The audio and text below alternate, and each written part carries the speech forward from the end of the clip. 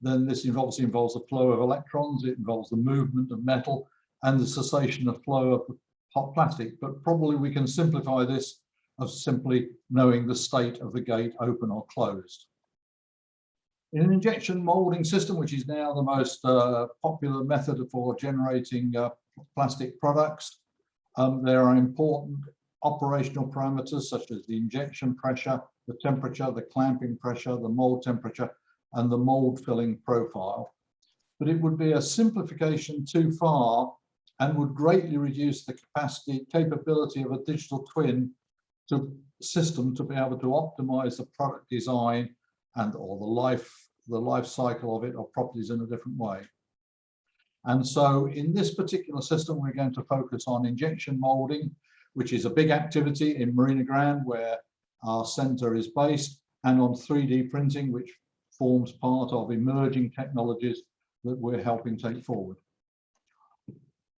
And the reason for choosing these two is because they both involve similar processes. They involve taking a solid thermoplastic, heating it into a fluid phase, flowing to generate the shape, and then allowing the system to cool to preserve the shape. So these, in a sense, the science involved is very similar. Of course, the injection molding is something that was developed in the 20th century. 3D printing is something that's emerging as an important manufacturing tool in the 21st century. The injection molding machine is something that has benefited, or injection molding as a technique has benefited hugely from digitization, both in terms of its manufacture, but also in terms of simulating and the design of molds, etc. So it comes from a start with a strong base.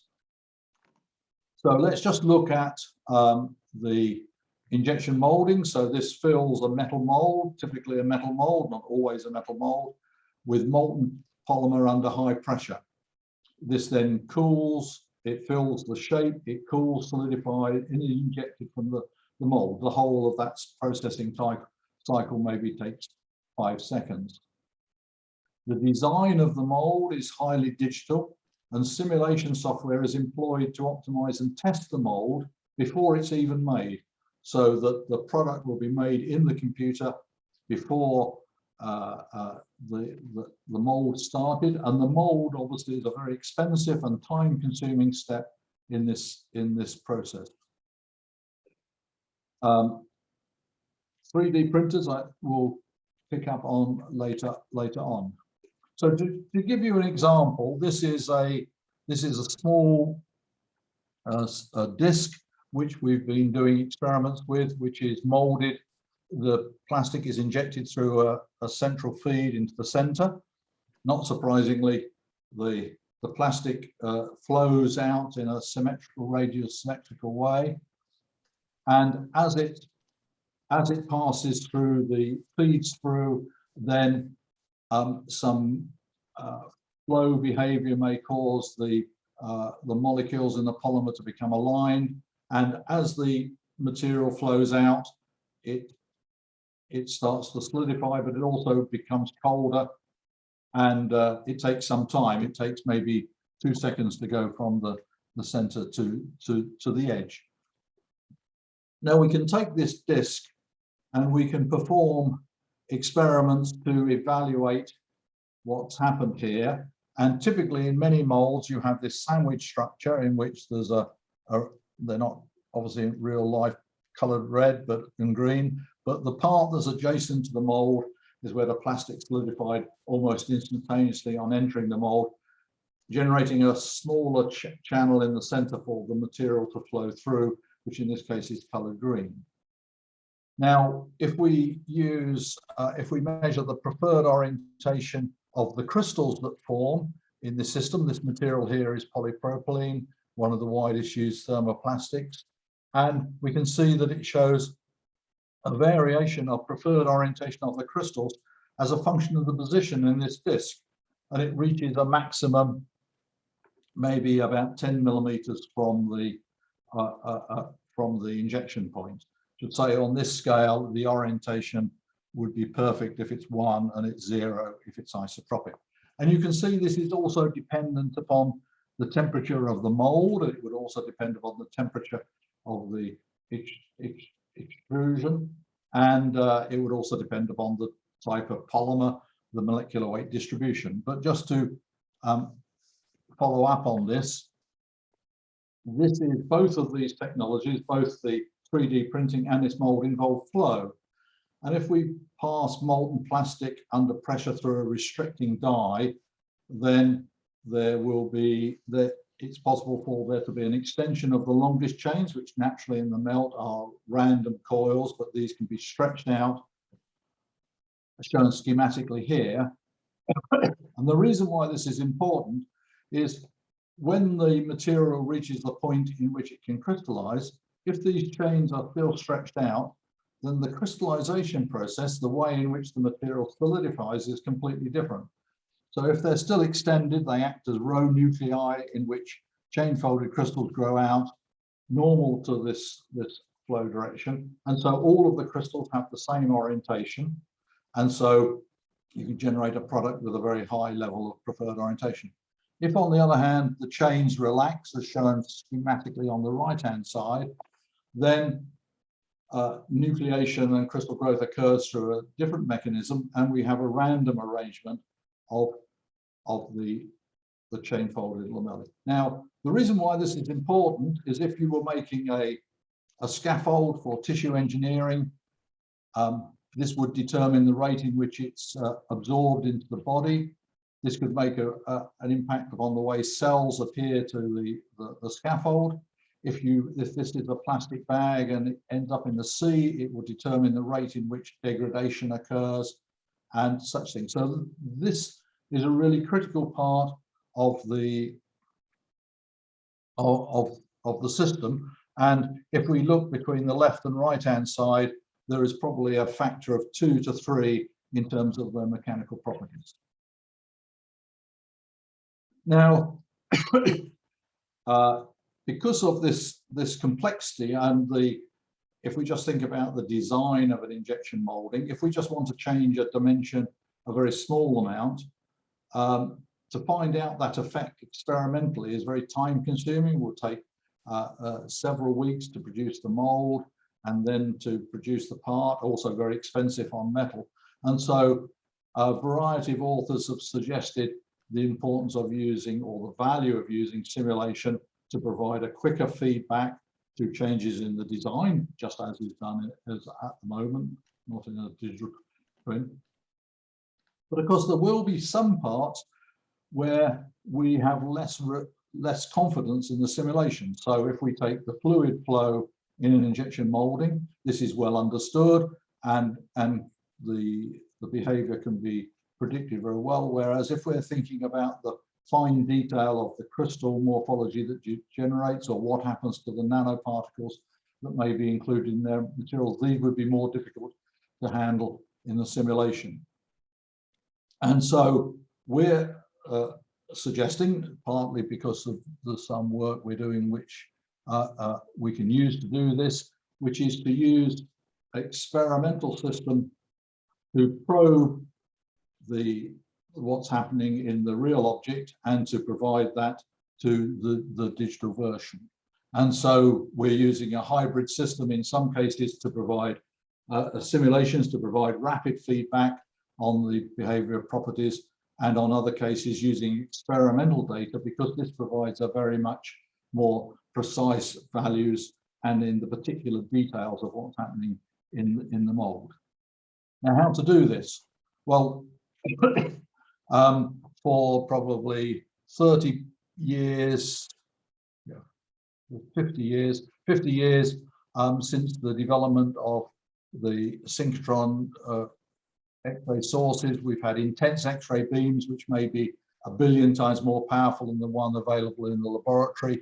And this enables us to do in situ time resolving small angle and wide angle X-ray scattering measurements on samples subjected to fields. The inset shows the picture of the appropriate beam line at the Alba synchrotron. And on the left-hand side, I've tried to give an indication that this technique can give rise to a range of different scales of structure. So it can be information which is on the scale of a 10 nanometers, a nanometer, a 0.1 of a nanometer, etc. So it's a multi-scale structure that gets us all of that information.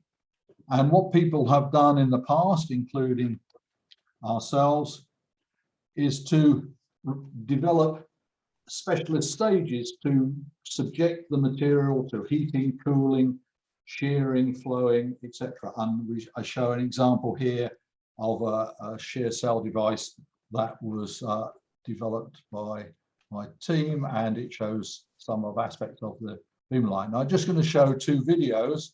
This is, I hope I show two videos. This is a time resolving sequence as the material, so it's now being sheared, and then after shearing it will now cool. And in this particular case, you can see we just have a simple isotropic structure given by the constant intensity as a function of azimuthal angle.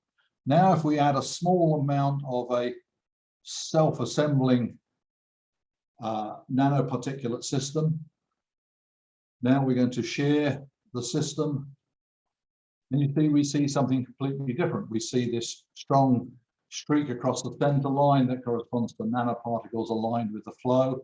And now when it cools and it starts to crystallize, we see a completely different behavior in that process. So this change is being caused by adding 2 or 3% of a particular compound to the system. And we've been able to experimentally follow that in ways which in some circumstances with some approximations could be simulated, but where we can obtain more definite information experimentally.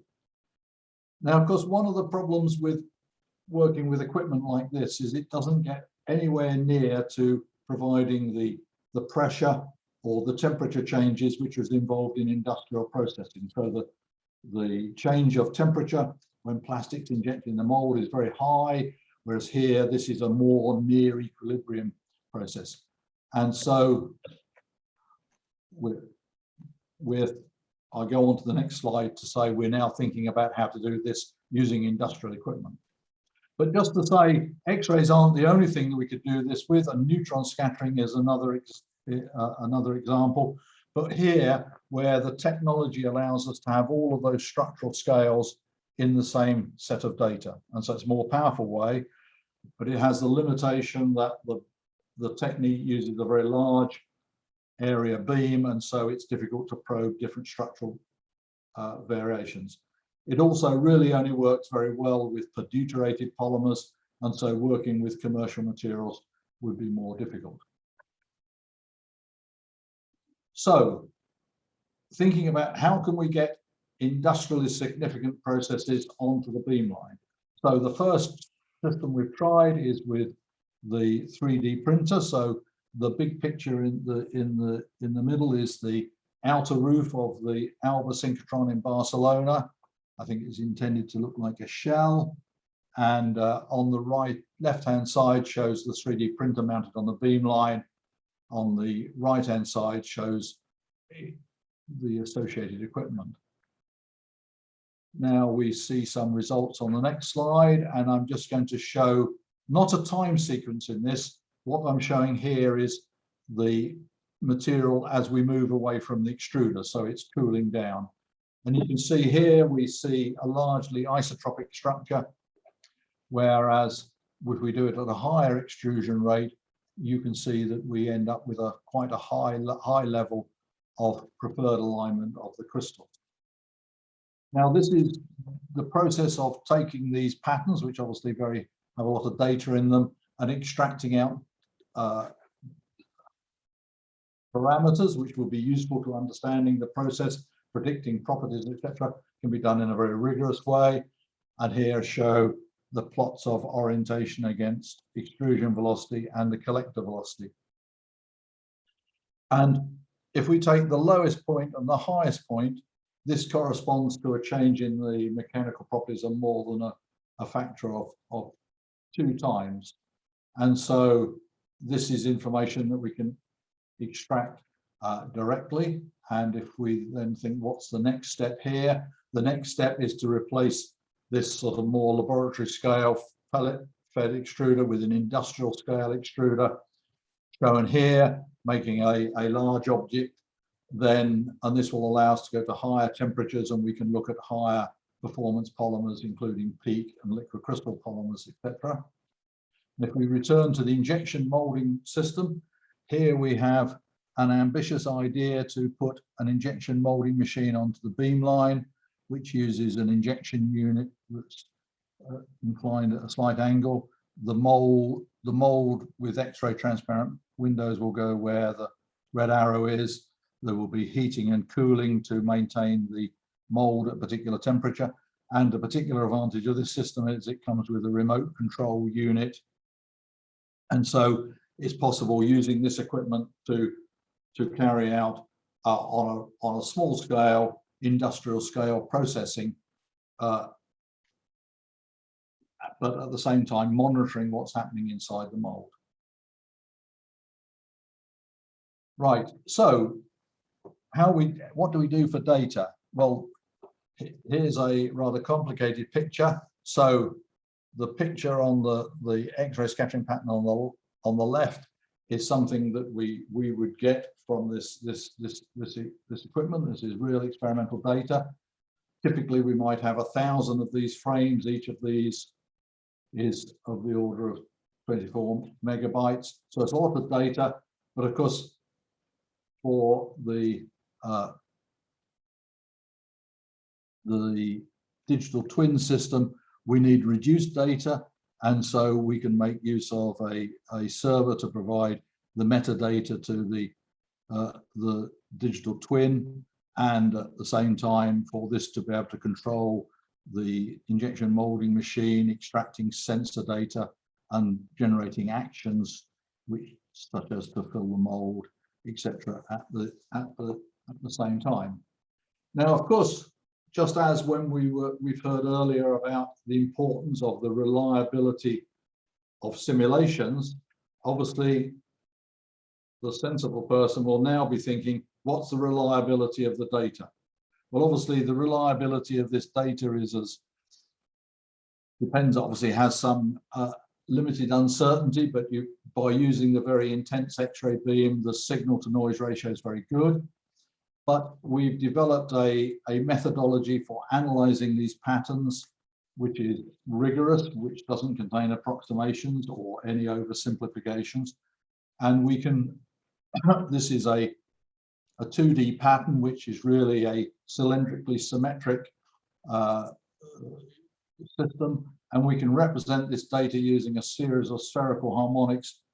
And what this does is it allows us to the structural component of the data, that depends upon the scattering angle, to be separated out from the factors which are related to the anisotropy, which is related to the azimuthal angle. And so we can separate those out without any loss of generality, and performing that quantitative process allows us to extract out quantitative orientation parameters. And the problem I showed at the very beginning, which is having a composite structure through the thickness of having a part that's solidified early and a part that solidifies later, can be solved. It's too complicated to explain now, but in a rigorous way, it can be solved. And so this is a way of, this provides us with a way of making something which, although is firmly based in simulations, can be made to be data rich by extracting out the important data that tells us about the resultant structure and properties of the product. Just to say that there's a small book published about the experiment. And so to summarize, so the examples I showed of injection molding and 3D printing, I believe are ones which will greatly benefit from a hybrid approach to providing data from the physical device and using simulation techniques in situations where working with a physical device would be costly in terms of time and other resources. Of course, this route can only be employed where there's a high level of confidence in the reliability of the simulation. For some molecular level effects, and particularly where we have mixtures of polymers and nanoparticles, simulations may be very challenging, both in terms of the science involved in the simulation, but also in terms of the validation of that methodology. There may be just simply not validation of that methodology available. And so in which case, the X-ray scattering process provides an attractive route to extracting quantitative experimental data useful for defining the physical device. And we've identified two practical devices to provide physical devices for both injection molding and 3D printing. And we've already done some experiments with the 3D printing, showing it's an interesting approach. And the ones with injection molding, we hope to be doing experiments next year on the NCD sweep beam line at the Alba Synchrotron light source in Barcelona. And of course, we already have the software in place. And so transforming this into with the connections and the data connections necessary for generating the digital twin environment, hopefully will not be too time consuming. And we can test out whether this is an effective and interesting route to follow with making more complicated products and materials. Thank you very much.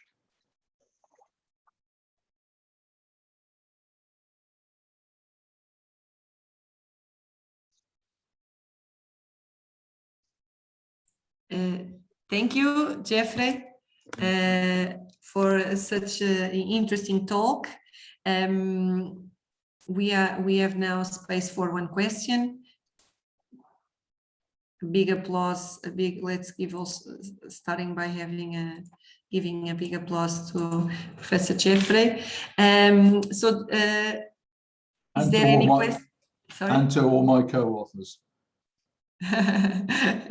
Thank you. We have space for one question because we are a little bit late. Anyone would like to give a comment, share a comment, or no? Okay, so as we are a little bit late, we are now moving on to our next speaker. No, sorry.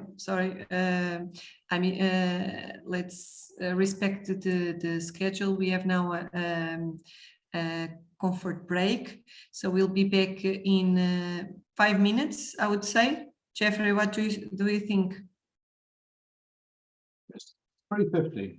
No, 3:55. Yeah, 3:55. 5 minutes break. Yes. Okay, thank you all for participating in this session. We'll meet in 5 minutes. Thank you. Perhaps we could all go to Professor Schilder's garden. Lovely sun in Eindhoven. Lovely sun in Eindhoven, yes. Right? Yes. Yes. Great. Okay. Yep. See you in a couple of minutes.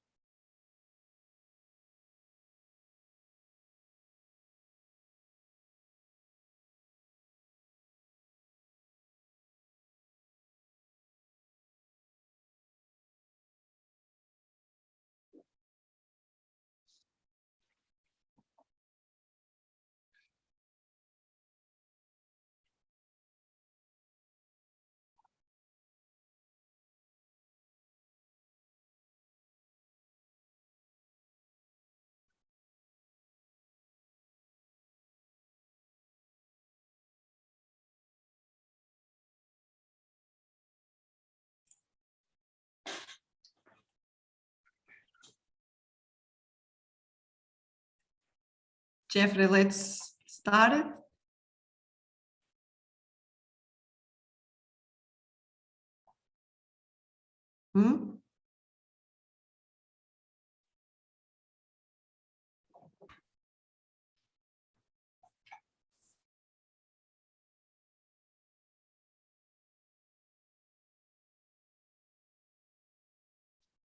Jeffrey,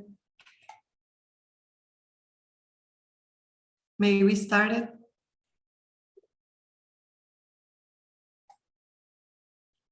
May we start it?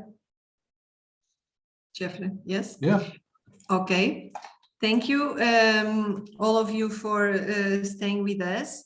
We are just recalling, we are in the International Manufacturing Forum Series, an event organized by CDRSP. And right now we are, we started after lunch the session 2 related to digital twins in industry.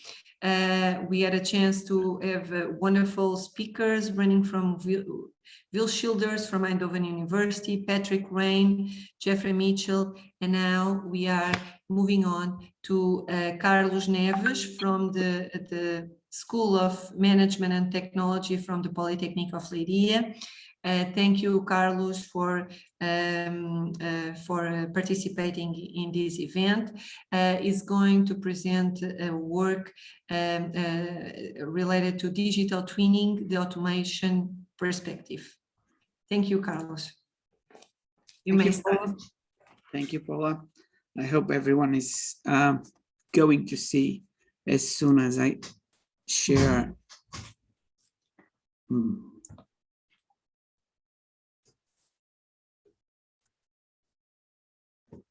Is it all right now? Yes, yes. Thank you. Right, so thank you very much for listening, which I will repeat in the end because you haven't listened yet. The first thing I must say is this, of course, is a joint work between myself and my two colleagues, Hugo Costella and André Martins. And the second is that the robot is not actually piercing my ear. It's just that the only picture I have of the lab to put on here, to put on my background, right? Background. Thank you very much. So I will be presenting some of the work we've been doing around digital twinning on an automation perspective. And exactly what do I mean by that? I mean, we have been, even within this conference, we have been seeing that the digital concept is getting much attention, both in academia and as well in industry. And it has different perspectives of what is a digital twin. We've seen digital twins on space exploration. Basically, that's where it all started, or at least reportedly where it all started. And we've seen life science, management, construction as well, safety, lots of works on safety, and of course in industry. Well, when we look in the industrial applications and with the special focus on manufacturing, as we are doing here, well, the reality is that there are different views on what a digital twin is, what it is used for, what it caters for. Anyway, we can always say that the digital twin is basically one of the key components of the embodiment of the concept of the cyber-physical system, which, as you know, is central to this Industry 4.0 paradigm. So what we are going to present here focus on the use of the digital twin concept, basically within the automation system, not really looking into the specific process, not looking into the overall performance indexes of shop floor performance, but basically looking into the automation process and to a certain, during the design and the whole life, not only the design, but on the whole life cycle of the process, of how appropriate is the automation we are actually producing. So it's a different perspective, as we've seen, and as some of the previous speakers told us before. There is no final definition so far of what exactly in detail a digital twin is, and there are different perspectives of what it does and what we want to do it. Now, we want to apply the digital twin to the life cycle of the automated system. And in this perspective, we can look into phases where simulation is very much the tool these days, which are the green blobs that you see on this picture. But of course, if we enhance simulation with data from real processes, we can better this simulation and use it for the actual life of the automated system in terms of commissioning and monitoring during its life. So what we can do with this automation perspective is have a real tool that will allow us to not only to design, but to use it as a tool to test what we're doing. If we include, well, the traditional use of simulation in robotics and automation is very much during the design phase and the offline programming and testing. It allows us to make changes to the lines, make changes to the robotics operation while the line is in operation, and so not losing time when we are going to change the way the automation is performed. So here, what we can actually do is go a step further. And using the digital twin, because as we've seen before, the digital twin can send data to the real machines and bring data from real machines and automation into the digital and vice versa, and perform a closed control loop with this feedback. We can use hardware on the loop testing by, we will see an example of that later on, but by picking up some components that we have and insert it in a virtual line, or vice versa, using a virtual component and inserting it in a real line. So in a sense, we will have data that comes from simulation and is fed to real systems, and vice versa. And so we will be able to ascertain if what we are building is appropriate for a certain machine, or if a machine is appropriate for the automation that we are doing.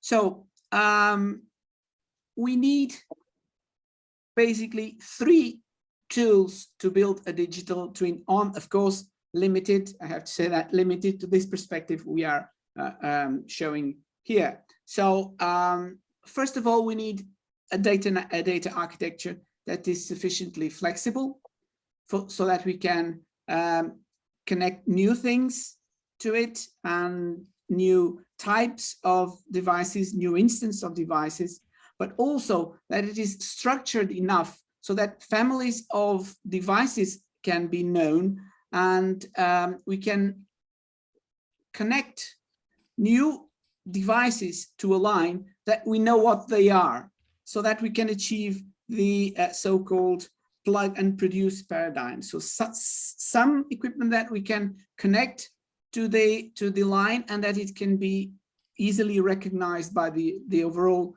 software and say, okay, this is this kind of machine, so I can talk with it this way, and go on and so on, and go on from that. Well, we also need secure communication and standard communication, so that we can keep up with the information without losing anything, without allowing others to tamper with our information. And of course, on top of that, we do need powerful simulation, because only if we have powerful simulation, we can forecast. And this, which is all, everything we do actually is forecasting, and it can be fast and accurate.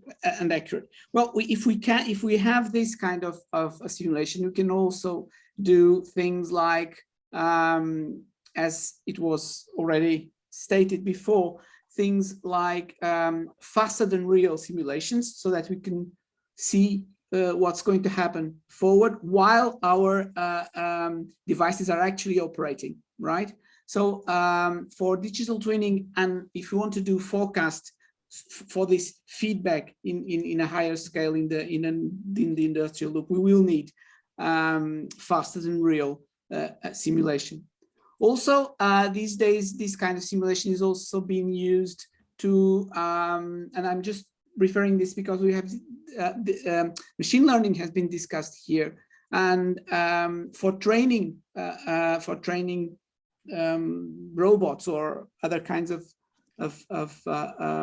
solutions, we could use simulations to train these networks, so that we can have, you know, I mean, well, tens or hundreds of simulated robots to train them, instead of being limited to what physical devices we do have for that training. So in this particular, in the particular case study I'm going to show you, we have used for these tools, we have used two sort of standards. So for that data structure and communication, we've used the OPC-UA protocol, which I will just detail in a couple of minutes to explain you why we did that. And we used for our simulation, we used ABB Robot Studio for its features, and also because it was readily available for this project in particular. Well, if we look into OPC-UA, actually, OPC-UA is being a, well, de facto standard. It's growing to be a de facto standard in what industrial data is concerned, machine-to-machine communication. And it has a very powerful data architecture. Well, it is built on layers, and on top of the basic layers and basic services, it has an information model that can be is either strongly typified, which gives it structure, but you can also extend it, so it gives you flexibility. One of the good things also of this standardized way of gathering data in OPC-UA is that in this intermediate level, where we, which is stressed here at specification of information models of other organizations, is that the OPC ruling bodies have been working with lots of manufacturers and lots of sector associations to derive these models, which they call companion specifications, and which gives us data structures typified for specific machines, robots, vision systems, CNC machines, and so on and so forth. So we are using OPC-UA, we get this data structure as well as this data flexibility. In what regards communication, we can also rely on the OPC-UA communication systems, which gives us inbuilt security because they have all the paraphernalia of modern cybersecurity systems like authentication and roles and certificates and all those characteristics. And they have been, well, while it was built on a client-server architecture at first, it now has been expanded with publish-subscribe architecture for communication as well, which makes it lighter, and it may be an excellent way of going into applying this kind of technology both in the micro scale, so microcontrollers, little embedded systems, as well as large software devices. So in what regards ABB Robotics Studio? Well, it's a very good realistic simulation. It also includes physics, which would not be, you know, paramount for if you are looking into this idea of automation appropriateness, but it's a plus and helps us quite a bit. It has a seamless integration with ABB robots because the controller software within the simulations is exactly the same software within the ABB robots. So it's a perfect digital twin, and it has a powerful API that allows us to grow and include new behaviors and new components, including eventually with some work, other kinds of robots. So by using these features, we ended up with a methodology that allowed us to, in a systematic way, create a digital twin. And on that, we've looked into one of the problems that industry has, which is the legacy devices. We are not expecting a company to ditch all its productive capacity just because we have a new protocol in the market. So you have production machines that some of them are very reliable, perfectly working for 20 years, and will probably work for 20 years more. But they do not have, in this specific case, they do not have, for instance,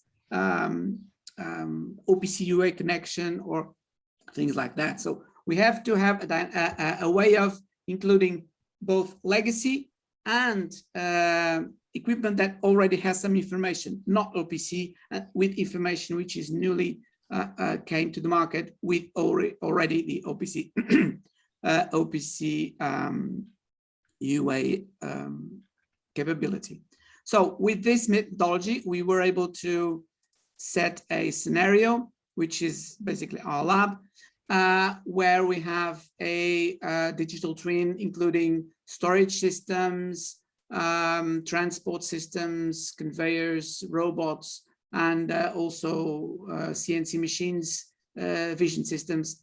And we have constructed a digital twin with that. We can see here a block diagram of the different ways that we have to connect the different devices.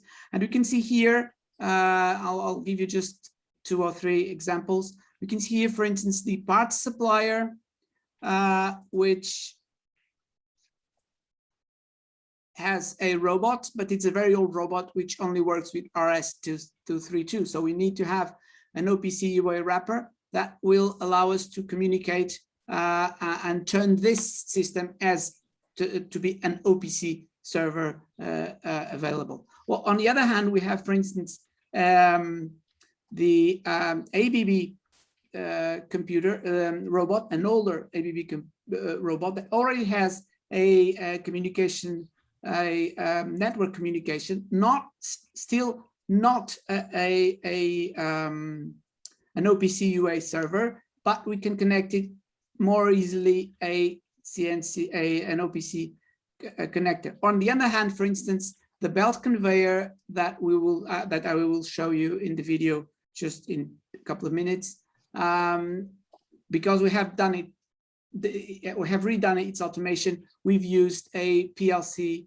with a built-in OPC UA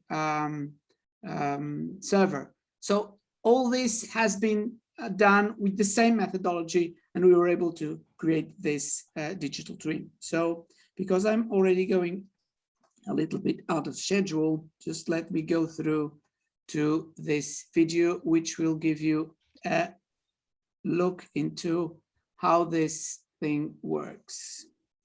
So I'd like to, okay. So at this moment, we have a pure simulation done with the ABB Robot Studio. And so everything is being simulated. Now, what we have here is that the communication is done with OPC servers that are also connected to the simulation itself. So each of these simulation devices has a OPC UA server, which the real devices also have.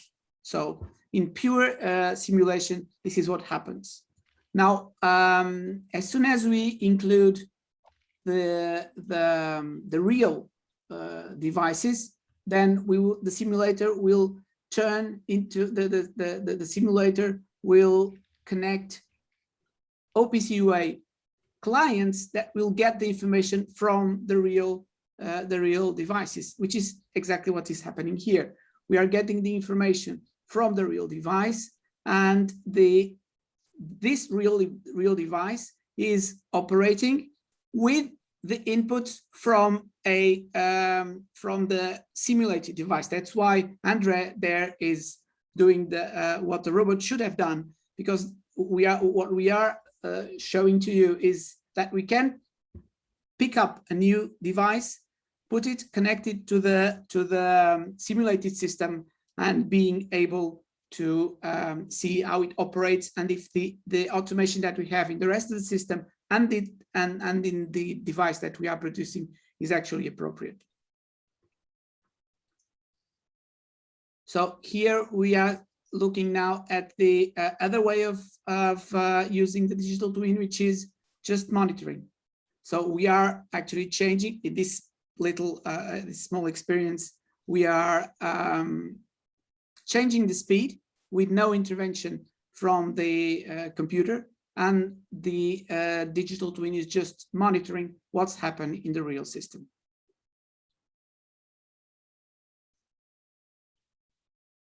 So it's done, I think. To conclude, we have shown that we can use digital twin as a tool for an automated system and for its appropriateness throughout the whole life cycle, from design to commissioning, monitoring. And we have shown that we can connect legacy devices and different and systems with different degrees of digitalization on a with a standard or standardized or a systematic approach.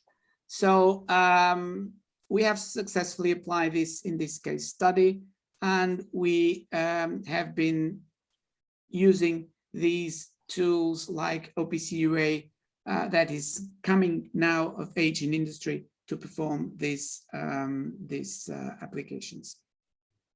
Thank you. Thank you, Carlos, for such an interesting presentation. We have space for one question. Yeah, we are running out of time. So anyone would like to make a comment, question? I have a question. Jeffrey? Yes, Yes. Jeffrey. Yes, Carlos, interesting talk. You talked about legacy devices, and I'd imagine for obviously for the new build factories and such things, life is very straightforward. But for the majority of the small companies that are in the Liria district, this will be an important component. You've identified the ease of which it's possible to translate the communication system. Do you anticipate that there are other problems that need to be handled in terms of legacy devices other than just the communications with them? I'm not thinking of a device so old that it doesn't have any automation, but you know, in terms of precision or and such things. Well, there are, I would say, several major problems with legacy devices. The first one is some devices have already automation and they gather the data that we would like to have, but the data is not accessible. Okay, that's one of the major problems, is that the data is there. Sometimes even you even have sensors on the machines, but you really don't have access to the data. And when you do, you usually have to pay a hefty premium to the machines manufacturers. So there are several ways around this, and of course there are machines that don't give you the data or don't even collect the data that you need. And in such case, you obviously need to go all down to the hardware and, introduce sensors and communication systems and put some hardware on the machines. But there are, intermediate cases. I will give you just an example of one that's surely familiar to you, which are injection molding machines. I mean, there's a number of mold injection machines that already have some kind of data collection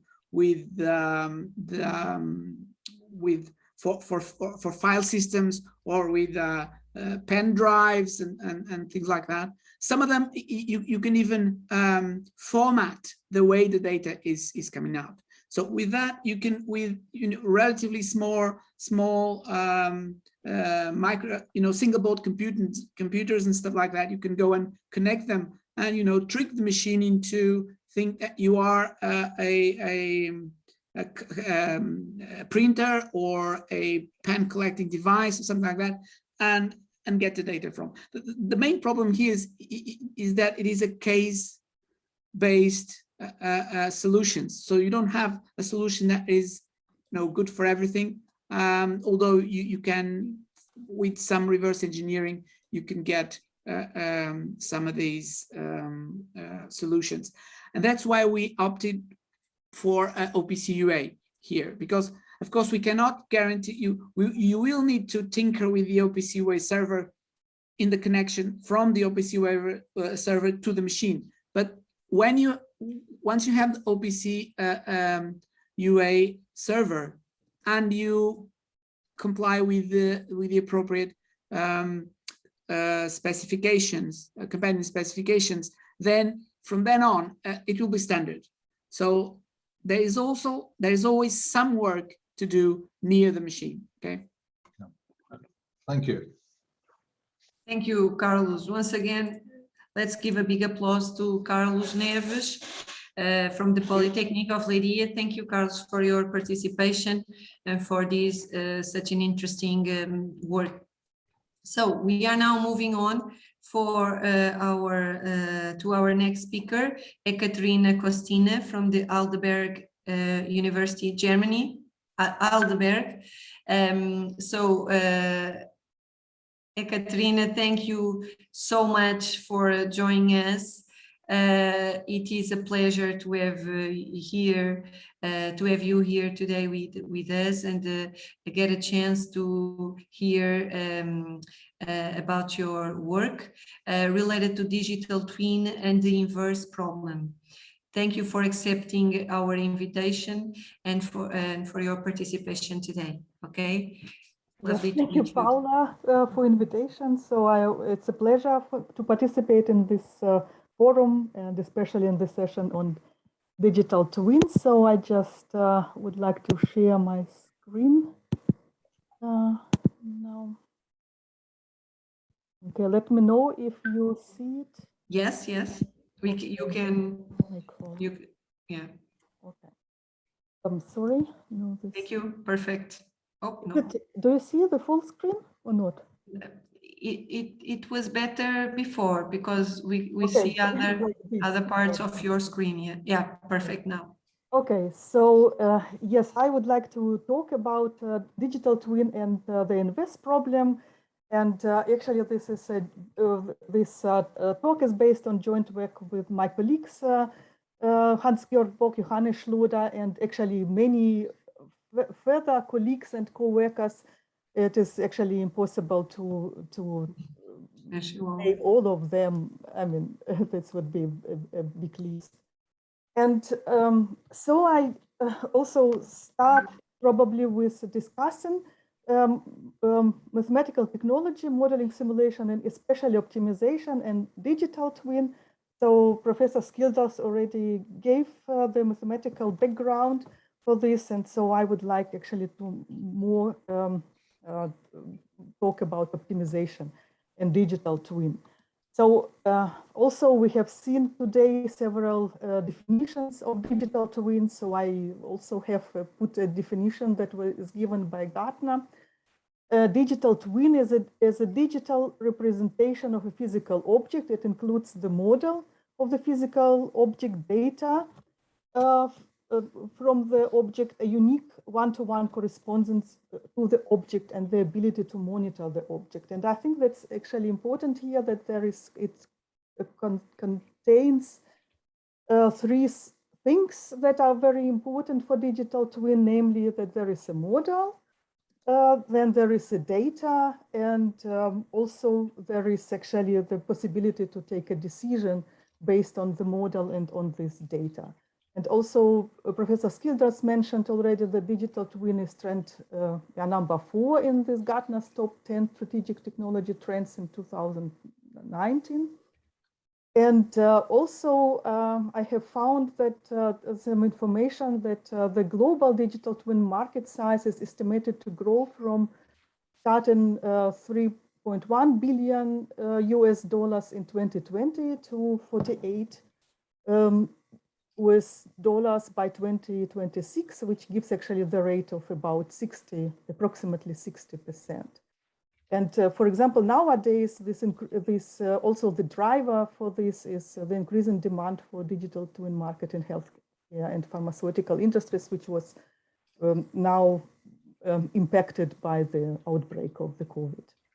And so why these digital twins are so attractive, why we're talking about this one. And so I would like to just give you a few examples on this MSO in digital twins across sectors that comes from the projects with industry that I and my colleagues are doing in Heidelberg. And so one is, we have a project on in the area of energy transition, and our aim is to design efficient and stable operation of networks that contains the producers and also the consumers of energy sources. And these networks are very heterogeneous, and they are highly volatile because of renewable energy sources, and also because there is the changing loads. And the aim of the project is to design, as I said, to design the controllers that actually make efficient and stable operation of such networks, which means that actually we need, for example, to any time to identify the full state of the network, and the idea is to stabilize this network in case of perturbation. And there are very few data available. Then we have, for example, a project with medical doctors on understanding of dynamics of medical conditions. And the aim of this project is to find out also the data that allow us to actually identify whether there is a sepsis or an inflammation in the patient, and then depending on the situation to start treatment early enough. And there is a very few data available, and the process should be done actually in the real time. And then next project is coming from chemical industry. The idea is to control coupled chemical production plants. So we need not only to control them, but also to design and want to use digital to design, upscale, to design startup procedures. And especially we are interested in avoidance of shutdowns under failure conditions. And so also we have a project in mobility where we are interested in traffic control. And here the idea is an early warning, monitoring, and prediction and optimization of the traffic. So we have seen all these examples. And in all of these examples, one can see why actually this digital twin is important.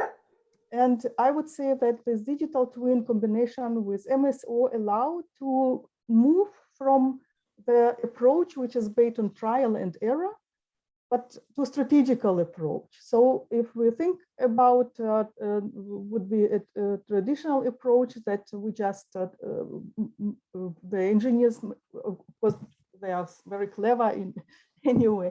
So, but there is the traditional approach, which will probably to make to simulate different scenarios to see and make this trial and error approach on the real process.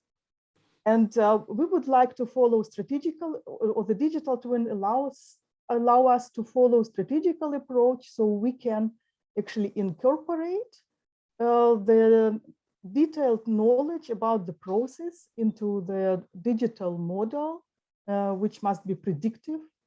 And this is our digital twin. And this digital twin is solved then on the computer numerically. And then we also use the optimization in order to define optimal process design and operation of the digital twin, so which is sometimes called rational design, and so which allows actually to make decisions that are not based on this trial and error, but rather to test many conditions optimally on the computer, and then to make a decision based on this virtual model. And this, of course, promises huge potential for industrial innovation, but on the other hand, it gives also many tasks for digital twins, like, so we need to analyze the data and also to invert it. So because we need to calibrate digital twin and also to personalize it. And also this must be done not only once, so it's not a statical process, but it's a dynamical process. So one all has to do this actually dynamically. And also one do optimal process design using the typical twin, and using the digital twin, we also can predict malfunctioning and perform optimal process operation. So, and which means that we use the digital twin also to make decision, but the decision must be reliable, of course, and that's why we need the digital twin, which is predictive, which is qualitatively and quantitatively correct. And as I said already, not static, but dynamically under different conditions and varying conditions. And also we need for this purpose invest problem methods of model validation, like calibration and personalization of digital twin based on data. And so now we come to the data. And also Professor Skilders talked today about data-rich environments. But there are very many situations where the data is scarce. So there is no rich data, and also the data is expensive in terms of time and money. And for example, in previous talk of Carlos, we have seen that there is no data available on some hardware because the manufacturer do not give this data, for example, or probably want a lot of money. So, and then that's why we just have to do what we have. So we have some data, and we would like to go from the data to better digital twin. And this we do by using optimization methods. And so I come to optimization problems in the life cycle of the digital twin. So we see before that the aims of the digital twin is actually to get a scientific insight into process, then to continue with simulation of different scenarios. And at the end, we would like to make process design and optimal control of the process. And for this, we need also this digital twin. And then how we get this digital twin. So first, of course, we start with some real process and experimental data. Then we perform mathematical modeling using the experts for different areas. And then this mathematical model often contains some unknown parameters, which has to be calibrated. using the data which is performed by the optimization problem of parameter and state estimation. And then would like to go one step further. So if the data that we have does not have enough information that we can estimate the parameters, we would like to get actually optimal data. And for this, we would like to design optimal experiments. So optimal experiments that give us this optimal data. This is done by the optimization problem, which is called this optimal experimental design. And the aim is, as I said, to design optimal experimental conditions such that we gain information about parameters, and using the data from these additional experiments, we can refine mathematical modeling, we can again calibrate or personalize our model. And then we continue with this cycle actually until we trust in our digital twin, and so that we can proceed with optimization, and we can make a decision, a reliable decision on this, on the digital twin. So I would like to show you an example of a digital twin in orthopedics. What is here the problem is we just so this is also this project comes in collaboration with medical doctors from Orthopedic Hospital in Heidelberg, and we work with patients with cerebral palsy. So the cerebral palsy, these are disorders that result in abnormal development of the brain, and it affects the muscles and posture, and leads to spastic muscles, and also to deformed joints and skeleton, and we get this, so children gets this so-called Schizo's gait, you can see on this video.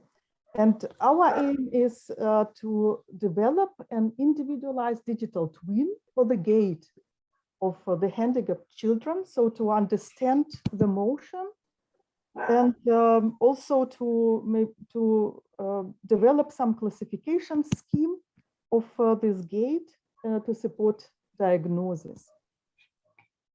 And the approach is the following. So digital twin is, in our case, is the solution of a special optimal control problem, which describes the gait, and it has individual objective functions like stability, comfort, and also energy consumption, and various individual constraints that differs from the patient to patient. And the dynamics in this optimal control problems is given by a complex biomechanical multibody system. So we have many constraints in this biomechanical model that describes non-self-penetration, for example, ground contact and knee stroke. We have foot modeling in this model, and also this model is characterized by the discontinuities due to impact. So in this problem is coming up, it has levels. So first level, which is also, which is also, we can see here, is this multi-body system model. And in our concrete case, we have 24 degrees of freedom and 48 states, which include 3 global coordinates, 3 global angles, 18 local joint angles, which, so these are general coordinates and their velocities. So it is actually a 2D model, but we have 3D knee modeling and hip and ankle joints, and there are 18 controls that are torques. And then this multi-body system model is actually hidden in this section here. And then the optimal control problem that actually describe the gate is the minimization of a special objective function, which combine different criteria, as I said before already, stability, effort, and comfort. And so in this optimal control problem, we have this multi-body system with switches and also additional state control on states and boundaries. So it's very complex optimal control problem. So just this problem give us the gate. So, and well, the idea behind, for example, this criterion is that we just, with the people walk following some unconscious following some criteria. Like, for example, energy consumption. So we would like to move as less, so to use as less energy as possible, for example, because usually people are very lazy. And so that's the idea behind this criteria. But this is only optimal control problem that describe the gate, but what we need for diagnosis, as I said before, so we would like to actually to make some classification or understand why these children are walk as they walk. Yes, we would like actually to look inside. So the aim is to determine pathologies of bones, joints, muscles, and also to determine the dynamic parameters. And there is a data available from the motion lab of our orthopedic hospital at our university. So there is the data from the motion lab and like these markers here, the data from these markers, and also there is a kinematic data. So when the people walk on the ground. And so we come to this parameter estimation problem that we have to solve. So we have some measurements and then using these measurements that are some response of the model subject to measurement errors, we would like to determine parameters and the solution trajectory, which minimize the deviation of the model response from the measurement. So we do this in a suitable norm.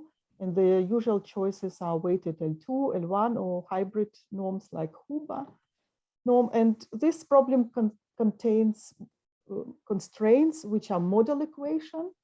For example, in case of the cerebral palsy project, the model equations are actually this optimal control problem of the gate. And then we have usually very many further constraints. And the methods of choice to solve this problem are generalized Gauss-Newton methods and their variants. So these methods were developed in Heidelberg in the 80s, starting from work of Professor Bock, and they're based on all-at-once multiple shooting methods that can be parallelized. Sorry.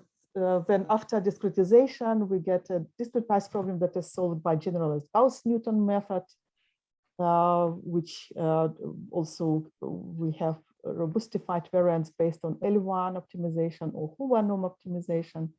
The methods use structure exploitation, and we have the treatment of discontinuous dynamics with implicit switching behavior, and also we can treat stiff, unstable, or chaotic dynamics.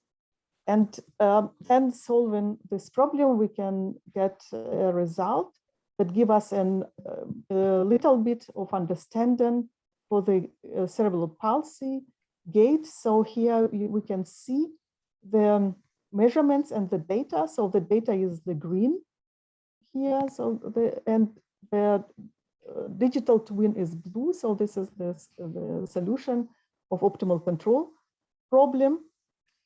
And if you remember, this optimal control problem contains as an objective function combination of several criteria. And as we see here, that actually the criteria that describe stability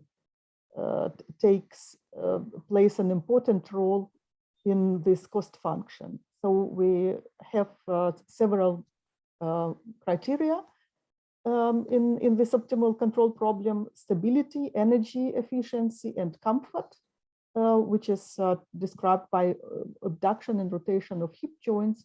And actually comfort was not important in this gate. Energy also does not play roles, but the stability. So basically the patient with cerebral palsy, they actually try to walk as stable as possible. So and this gives an insight and understanding what on the gait of the patient. Okay, and then I would like to show another example, which also come from the industrial project on enzyme reaction kinetics. So what are enzymes? These are highly active biocatalysts that are used in many industries or so in many industrial productions, technologies, because they accelerate biochemical reaction. And usually the companies are interested in the evaluation of long-term behavior like half-life and total turnover of this enzyme. And they perform the long-lasting and expensive experiments to find out these parameters. So the standard experiment in the industry looks like that there is some reactor where the temperature is taken constant. So there are the experiments on that based on different temperatures level, and so the temperature is taken constant. Then there is an enzyme put in this reactor. There is some reaction taken on, and then one measures where the amount of the enzyme, for example, halved, and this is this half-life. And on the lower temperatures, for example, this reaction does not go very fast and usually can take several months in order to find out the long-term behavior properties. Of course, we are interested in shorter and less expensive experiments. And the model of the digital twin here is an ODE system, which is based on mass action kinetics and nonlinear Arrhenius type reaction kinetics that used to model temperature dependence. We have here 8. We would like to estimate 8 unknown parameters. And here the situation with the data was very interesting because we could, not we, but our partners from Degussa could not measure the states in this reactor. What they could measure was a very special reaction, namely when the enzyme reacts, there is an acid produced, and the idea behind the experiment is that actually the pH value should be constant in the reaction, so which means that the base is put into the reactor in order to neutralize this acid production, and the amount, and actually there is just a pipette with some drops of the base. And actually the number of these drops is here the measurement. And using this measurement, we are interested in estimation of 8 parameters, and from these 8 parameters to estimate half-life in total turnover number. And we could choose experiment by varying temperature in the reactor. And we will see that actually the problem is too ill-conditioned. It's impossible to identify parameters for a single standard experiment. So like we can see here, so this is a temperature profile of a standard experiment. So there is a short ramp, and then the temperature is taken constant on some value. And So this is here, these are the measurement of this amount of the amount of base in the feed, and one can see we have very good feed. But the question is, are the parameter estimates reliable? And this we can do. We can decide whether the estimates are reliable by performing an assessment of statistical error. So good fit is not sufficient for the understanding of the process. We need actually the error of parameter estimate as function of measurement errors.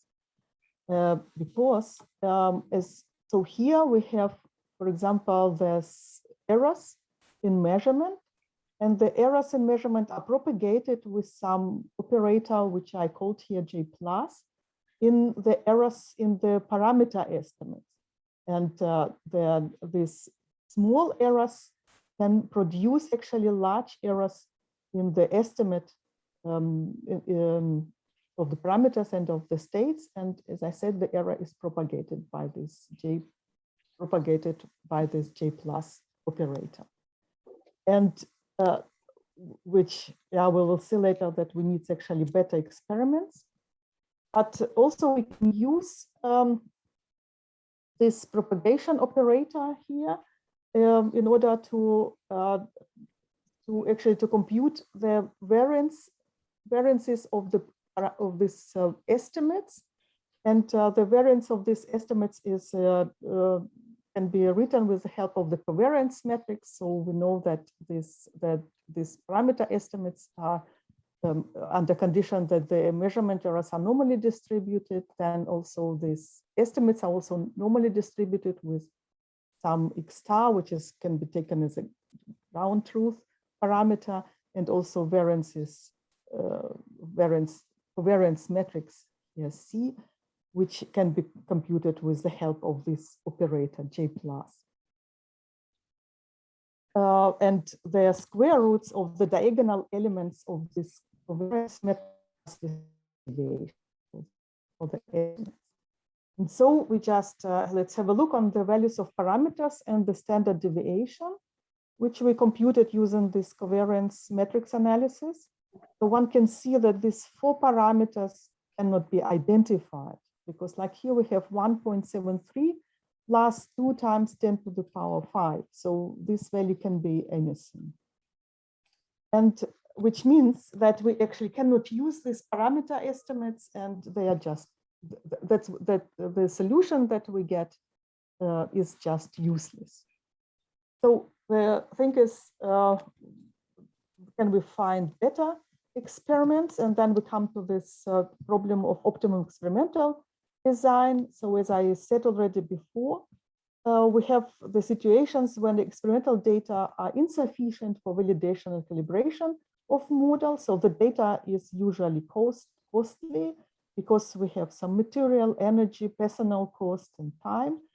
And if we use our uncalibrated digital twin for making decision, we can actually get some probably disaster if we use, if we make decision based on the wrong model. And so that's why we would like to design new optimal experiments. So the aim is to choose optimal experimental conditions or design variables such that we maximize information gain. And so we maximize information gain by minimizing uncertainty in parameter estimates. So actually we minimize the size of confidence regions that are described in some sense by this covariance matrix that I showed to you. So like here on this cartoon, we see here that one experimental setup leads us to the estimates, which has this light blue confidence region, and another experimental setup leads us to the estimate that leads to this dark blue confidence region. And of course, this region, so these estimates are better because, so in ideal situation, the true parameters, so the ground true parameter are contained in these confidence regions with some probability. So of course, then this situation is better, and this we would like to get. So we would like to have the experimental setup that lead us to the smaller confidence region. And so the design variables, so the variables that describe this experimental conditions contained control functions, like temperature profile in case of enzyme dynamics of feed stream, for example. Then we can have control parameters like volume or initial conditions for the reaction. And also they contain interesting variables, which here so denoted by W, which are actually sampling design. These are integer decisions, and they appear if we have, for example, several measurement devices, and also we can choose at which place and at which time to measure. So the idea behind the sampling design to choose best measurement devices at best times and places.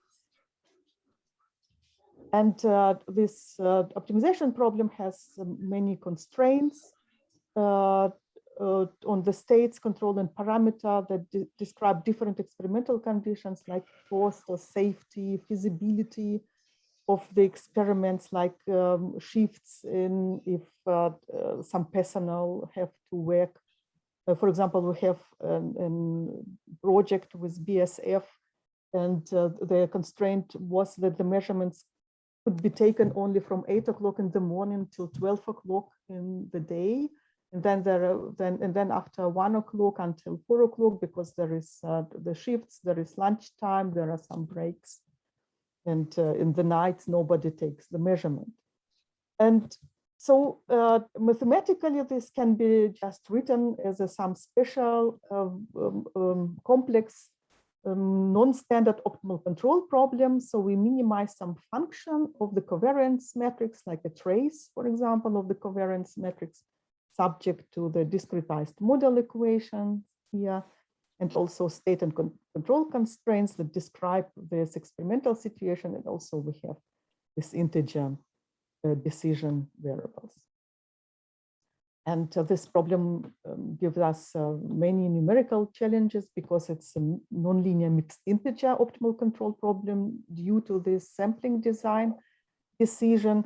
Also, the cost function is a non-standard cost function because it implicitly defined by generalized inverse. And we need, which means that we need higher order derivatives for optimization. And also, of course, we have some uncertainties, which means that the design should be robustified against uncertainties. And so there are many other. But if we apply the results of these methods and software to the enzyme reaction kinetic, we see here that in that case, one experimental condition was insufficient, and we actually have to design 5 experiments. And using these 5 experiments, we could identify all 8 reaction rate up to the first decimal. And here we see the result of the estimation with the initial profile, and here the result of the estimation using the data from 6 profiles. So initial profile plus 5 optimally designed temperature profiles. So one can see that even the values of the parameters are very much different from that one, which again shows us that this actually is, these values are useless, basically. And here we can see how the temperature profiles changes with the optimality. So here is the initial profile, and these are these 5 complementary profiles here. And I show you that this figures only to convince you that human will not come up with the ideas to these profiles. When we showed these profiles to our collaborators from Degussa, then they tried to explain this, but well, before this, they tried, they find some explanation on the design, but definitely human will not be able to come up with this temperature profiles. So, and this procedure was filed for the patent by our colleagues. And also we have in Heidelberg as not only the methods, of course, for solving the optimal design problems, but also the software, because it was is not possible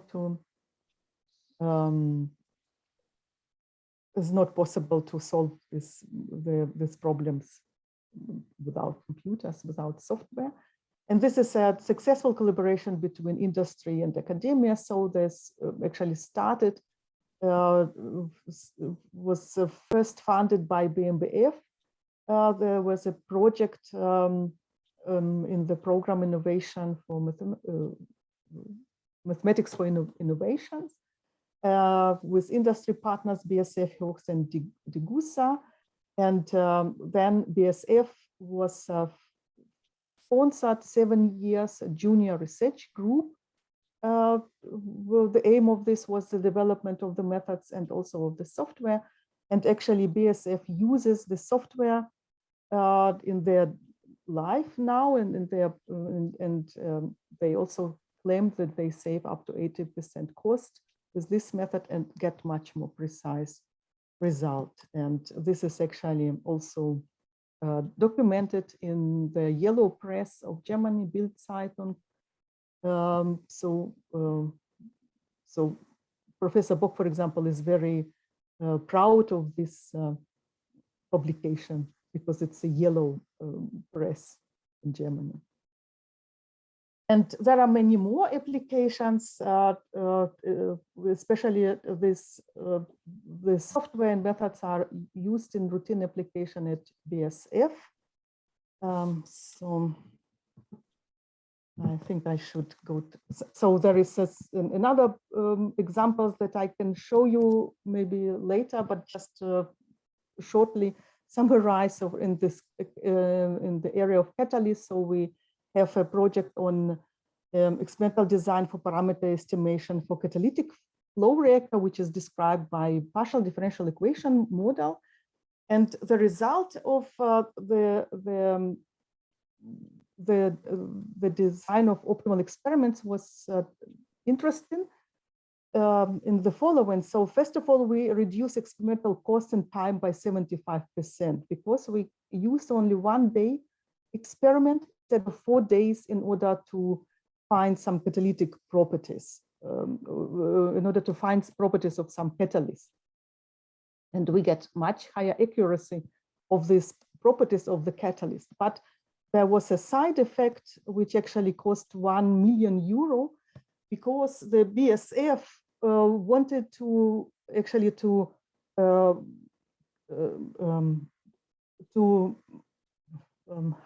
build the reactor based on one shape of the catalyst. But after this, after the precise model, it came out that actually the reactor should be built using another shape of the catalyst, which was known before. And the difference on the building of this different reactor was €1 million. So that's a side effect. If would like to say, and shows actually that there is that experimental design have impact not only on the accuracy of the digital twin in this case, but also if we use calibrated, personalized, individualized, exact predictive digital twin, we also have we make correct decisions. And actually, that's what I wanted to tell you today. I think my time is anyway over already. So thank you very much. And I'm ready to answer, happy to answer your questions. No, you're welcome. Thank you, Katerina, for this inspired talk and stimulating talk. We need to give you a big applause. Thank you for joining us and for your collaboration and for such an interesting work. We have a space for one question. Anyone would like to make a comment, question? I could make a comment. Yeah, thank you, Jeffrey. Yes.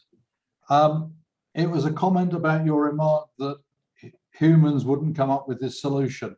I think you're being very unfair to the human race, which has developed the concept of mathematics, the concept of computers, and the concept of software and experimental design, because without all of those human beings, you wouldn't have a solution. Well, yes, that's true. So that's human being, but I mean the human being in order to write down these up and downs in the temperature and to decide Yes. why the temperature is going here like this, exactly in that profile. That's of course would be not possible.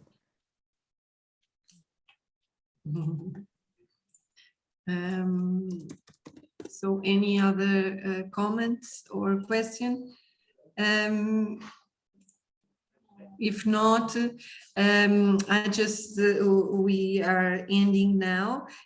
I'm going to give a brief summary of this September session of this series of events of International Manufacturing Forum Series events. This is an event organized by CDRSP, the Center for Rapid and Sustainable Product Development, from the Polytechnic of Leiria. So today it was a very interesting day. We divided our day in two parts. One more focused in life science applications and another one from in industrial applications. So we find out that digital twins is a critical area for economics development and solutions to the big challenges of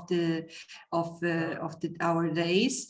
It allows to improve, for instance, 10 times the part quality or parts quality, which open doors to new markets. The use of digital twin technology will, can guarantee an estimation of 30% in cycle times of critical process for companies who invest in it. Mathematical simulation and optimization procedures play here a crucial role. Implementation is a very case specific, and the personalization can also make the difference. We saw this in different presentations. Also different presentations highlighted some breakthroughs in mathematics and computer science, including artificial intelligence and machine learning. Mixed all these related areas will help to exponentially increase the capability of our digital twin models. Also one of the speakers highlight importance of development new algorithms, and so this opened new challenges and open new doors in research in this multidisciplinary area of research. Also exposure to the concept of hybrid digital twins was presented, and it's important on the next generation of decision-making tools was also discussed. These applications in life science and optimization, the applications in life science and where optimization is difficult given the binary nature of the human feedback was also a point that was point out, and so this underlines that is a very this topic, digital twins, is a very interdisciplinary topic, and development is required in several areas. We saw practical examples of different implementation in different areas that highlight the importance of mathematics, and this this multidisciplinary work can boost Europe.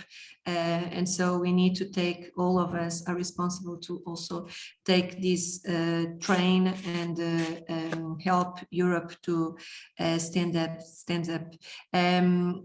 We finish with the highlights into the challenges of optimization using a digital twin. So it was a very enriched day. Thank you, all of you, for your contribution. We learn a lot. I'm sure each of you that had a chance to follow through all the talks that occurred today learn a lot.